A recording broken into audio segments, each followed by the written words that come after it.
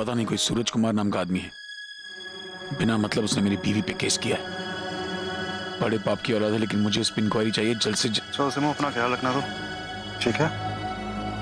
तुम इस काम पे लगो, मैं तुम्हें फोन करता हूँ।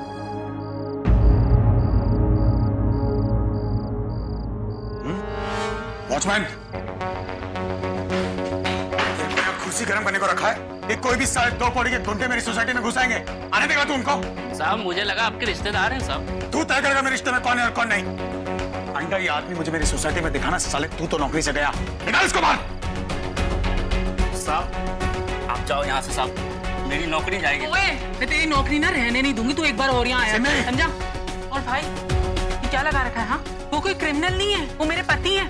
पर तू चाहता क्या है? क्यों सबके सामने मेरी जिंदगी का तमाशा बना? पति को कुत्ते की तरह मार के घर से निकाल चुका हूँ। और तू घूर क्या रहा है बे? घूर मत, वरना अंधे भिखारियों की तादाद में एक और बढ़ जाएगा। अरे सिमो, से कुछ मत कहो, मेरा घर है ना, बंगले शेर। हाँ? चल सिमो, मैं चलता हूँ, मुझे अशोक जी की बर्थडे पार्टी में जाना है। हाँ?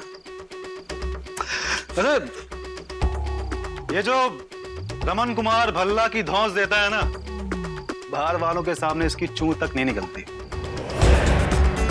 अरे अशोक जी के छोटे भाई सूरज जी ने तो इनकी बीवी का लाइसेंस रद्द करवा दिया। क्या उगाड़ लिया? हाँ?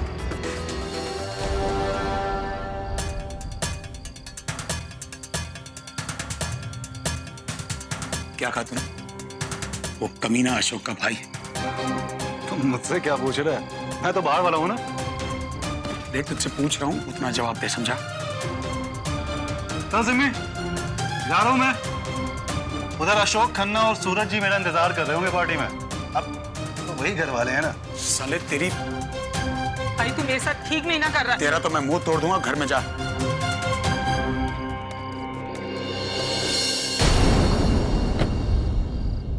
सूरज खन्ना अशोक का भाई, तभी मैं सोचूंगी साला इतना उछल क्यों रहा है। दोनों भाइयों की तो मैं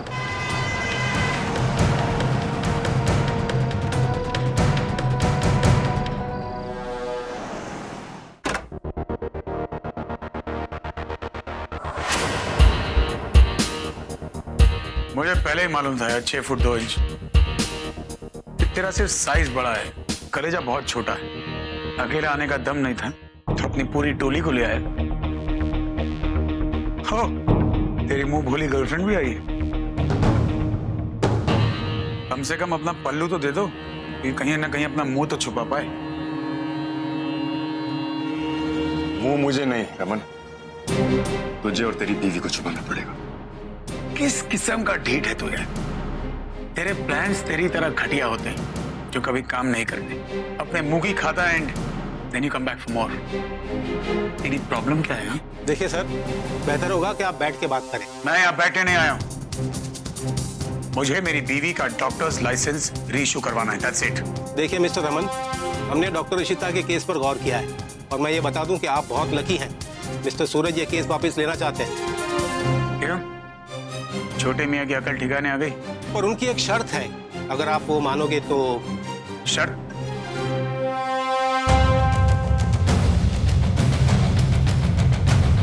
बर्थडे पार्टी में लोगों पे केक मसलने का बहुत शौक है ना। अब देख, इस शर्त से कैसे मैं तेरे मुंह पर कालिक पोतता हूँ। देखिए मिस्टर रमन, हमने डॉक्टर इशिता के केस पर बहुत गौर किया है और मैं ये बता दूं कि आप बहुत लकी हैं। मिस्टर सूरज ये केस वापस लेना चाहते हैं। क्यों? छोटे मियाँ की अकल ठिकाने आ गई? और उनकी एक शर्त है, अगर आप वो मानोगे तो। शर्त? शर्त मैं क्यों मानूं? जब गलती मेरी बीवी की नहीं है, गलती इसकी है। मेरी बीवी ने सही तरह से इलाज किया था, इसने जानबूझ के उसे फंसाया, तो शर्त मैं क्यों मानूं? देखिए, लड़ना है तो आप बाहर जाके लड़िए, और अगर सॉल्यूशन निकालना है तो बैठ के बात करनी पड़ेगी। पूरी जिंदगी निकल जाएगी लाइसेंस हासिल करते हुए। अभी आप ही सोचिए, आपकी वाइफ के करियर का सवाल है। मिस्टर अंसारी, ये मामला क्या है ये आप मुझे नहीं सिखाए तो अच्छा है। अच्छी तरह जानता हूँ आपका ये ट्रायंगल सिचुएशन, समझे? लेकिन सवाल मेरी बीवी के लाइसेंस का है, तो मुझे इन कमीनों की हर शर्त मंजूर है। बताइए क्या है शर्त? शर्त ये है कि अगर तुझे अपनी बीवी का लाइसेंस रीइश्यू करवाना तो न्यू दिल्ली एंटरप्रेन्योर एसोसिएशन के प्रेसिडेंटशिप से तुझे आज ही रेजिग्नेशन देना होगा। Ashok Khanna, There's more. तुझे मेरा नाम भी रेकमेंड करना होगा।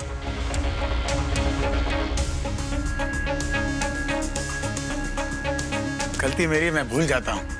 हाँ, भूल जाता हूँ कि तुम्हारे इस बॉयफ्रेंड से ज्यादा नीच और घटिया आदमी तो इस दुनिया में पैदा नहीं हुआ। तेरी खुद की काबिलियत और औकात नहीं है प्रेसिडेंट बनने की, तो साले इन हरकतों पे उतर आया तू। शर्म नहीं आती तुझे? देख, ये लेक्चर देने का टाइम नहीं। अगर शर्त मंजूर हो तो बता, वरना I can't help you my friend. एक काम कर, बैठ जा। मेरी बीवी के लाइसेंस के सदके में ना ऐसी 100 प्रेसिडेंटशिप कुर्बान कर सकता हूं मैं। तेरे मुंह पे मारूंगा प्रेसिडेंटशिप, ठीक समझ के रख लेना। मुझे मंजूर है। सोच लो रमन भल्ला, प्रेसिडेंटशिप से हाथ धो रहे हो, बाद में पछताना मत, बहुत बदनामी होगी। साला बड़ा तो मंद बुद्धि था ही, छोटा भी उसी पेड़ का फल निकला। वैसे तुम दोनों भाइयों की ये मांगने की आदत कब जाएगी? हाँ, और सूरज, बदनामी का डर उससे होता है जिसमें नाम कमाने की हिम्मत नहीं होती, जैसे तुम दोनों में। लेकिन आज भी रमन कुमार भल्ला में उतनी ताकत है कि जिस ऊंचाई से तुम मुझे नीचे गिराना चाहते हो ना, वहां अपने दम पे फिर से उठ सकता हूं, जो तुम कमीनों की औकात भी नहीं।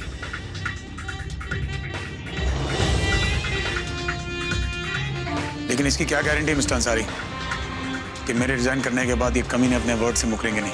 उसकी गारंटी मैं लेता हूँ। तुम्हारी गारंटी कौन लेगा? तुम्हें क्या लगता है मुझे तुम पे भरोसा है? ना तुम पे, ना इन दो कुत्तों पे। एक काम कीजिए, इस एफिडेविट पे उसकी साइन लीजिए। यहाँ इसने साइन की, वहां मैंने पेपर्स डाले। मंजूर है?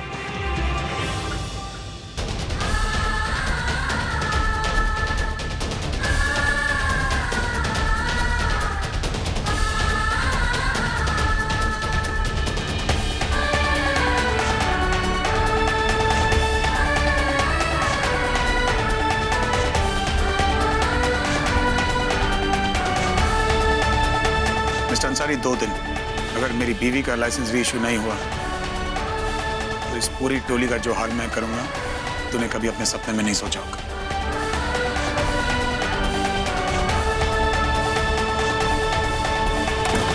मिस्टर अशोक, कॉन्ग्रेचुलेशन, आप एसोसिएशन के नए प्रेसिडेंट बने हैं। तो आप मिस्टर रमन भल्ला से कैसे अलग रखेंगे इस पोजीशन को? Firstly you need to get your facts right.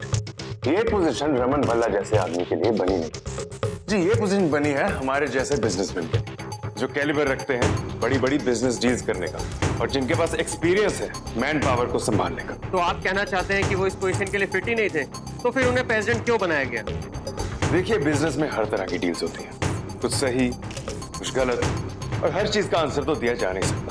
But the fact remains कि खरीदी हुई कुर्सी ज्यादा देर तक नहीं टिकती, इसलिए रमन को रेजिग्नेशन दी और मेरा नाम रेकमेंड करना पड़ा।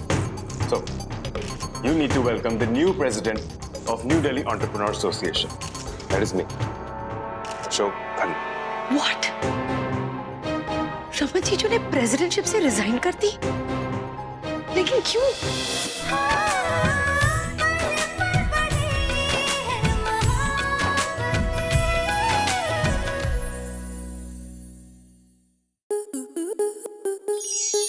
आपके मनोरंजन पर अब नहीं लगेगा कोई ब्रेक।